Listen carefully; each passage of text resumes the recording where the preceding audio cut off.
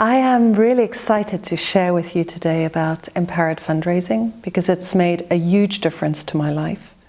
I've been working for the past 20 years with communities, NGOs that are working towards creating more life-sustaining cultures.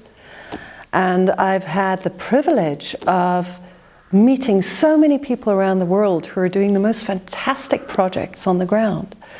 Very often, though, it seems like they either don't get enough funding to do everything they would love to do, or over time, they don't have the necessary support and funding streams coming in to become truly resilient, both on a team level, on a project level, but also on a very personal level, not having the economic resilience to continue the work. Or I've also seen and experienced this very personally, that we need to put in for funding proposals, funding applications to receive the startup funding or the funding that we need. And this funding often comes with strings attached, with bureaucracy attached, guidelines that we need to follow that might not be exactly what we would like to do. So I've seen us kind of stretch ourselves into strange shapes around this official funding. And empowered fundraising for me was a true liberation when I learned about it. It's very inspired by a woman called Lynn Twist. And look, I actually brought the book today, The Soul of Money, which is a great book which she wrote. Lynn Twist dedicated her life really to the alleviation of poverty and hunger in the world. And she is still going very strongly, and she has fundraised millions of dollars from the rich north and passed it on to places where that money could be really well invested, in places mostly in the global south. So she has rich experience of empowered fundraising. And also, before I fully go in, I just want to thank the person who taught me about empowered fundraising, which is John Croft, the founder of Dragon Dreaming, who's really bringing it out into the world quite broadly. And Lynn Twist writes in her book about the lifelong tug of war that each of us experiences between our money interests and the calling of our soul, and the pain and the wound that this creates within us when we don't just do the things that we love, but we actually start doing things that are not true to our inner beliefs, to what our heart would like us to do because of money. And she says that this comes from a myth of scarcity, which informs our whole society. But at this point of time, we know that 1% of the world's population actually owns more than the other 99% of the world's population. So it's not really about a scarcity of money, but it's about the distribution. And I think we could feel proud to be politically engaged in reallocating some of that money to where it's really needed, to creating a sustainable future for future generations. So that's what this is about. And if we want to say what's at the core of empowered fundraising, it's about building networks of support around our projects to make them truly resilient.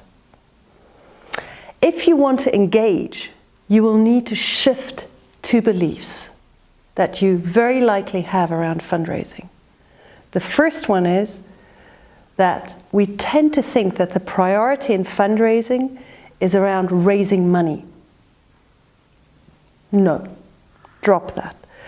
Your priority in fundraising with empowered fundraising is to build meaningful relationships, to build a network of support. And the second one is that we tend to think when we're asking for money, that we're begging for something. But actually, in empowered fundraising, what we are doing, we are offering meaningful engagement. We are offering meaningful engagement. We are not begging. And these are two shifts in our attitude that really inform the way we do the empowered fundraising. So it's something that you need to practice and you need to come back to have the stance that you need as you do the empowered fundraising. So how do you start? The first thing that you need is a very good elevator pitch for your project. You need to know your project. You need to be able to state what is the name, what is the vision, what is the aims that you are trying to implement. What is it all about?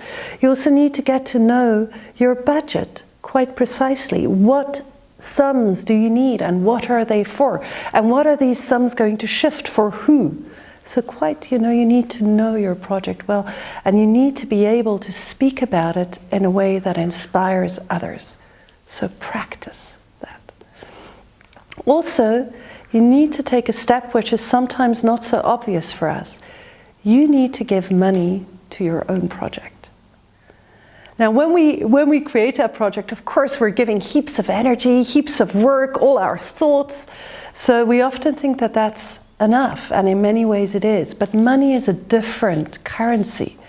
And for us to actually think, what am I willing to give money-wise to my project, will shift something. It will give a basis of authenticity and integrity, which helps us when we're in conversation with others about giving to our project. The third step is really around looking at your social networks. And we all have much larger social networks than we're sometimes aware of. So it's like doing a little stakeholder mapping of your own social network. Who would you like to invite to become engaged? And list them. And this can be, it can be your neighbor, because you would like to deepen your connection to them. Or it can be the old lady down the street because you feel she's a bit lonesome and she could really do with some meaningful engagement. Or it can be a rich great uncle that you haven't seen for years and you feel there could be a true win-win relationship evolving around your project. So list these people, and maybe also people that other people know that you could connect to. You set up face-to-face meetings with these people. So yes, you can do Skype calls, you can do phone calls, you can write by email, but no, the priority here is to build meaningful relationship. So face-to-face is the way to go. And once you're there with them, bring out your project, do your elevator pitch, share what it is that you want to do with who. And you will want to have brought into that conversation a good idea about what it is you want to ask the other person for. Knowing who they are, where they are in their life, imagining what kind of funds might be available to them, other resources, what is it that you want to ask them for? Which part of the project could they most meaningfully engage with? And ask them very precisely.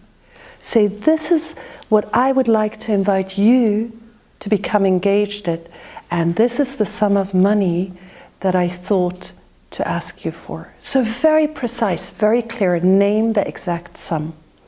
This is edgy for us. And there's a moment after we have posed that question, after we have spoken our invitation for engagement, that will always be edgy.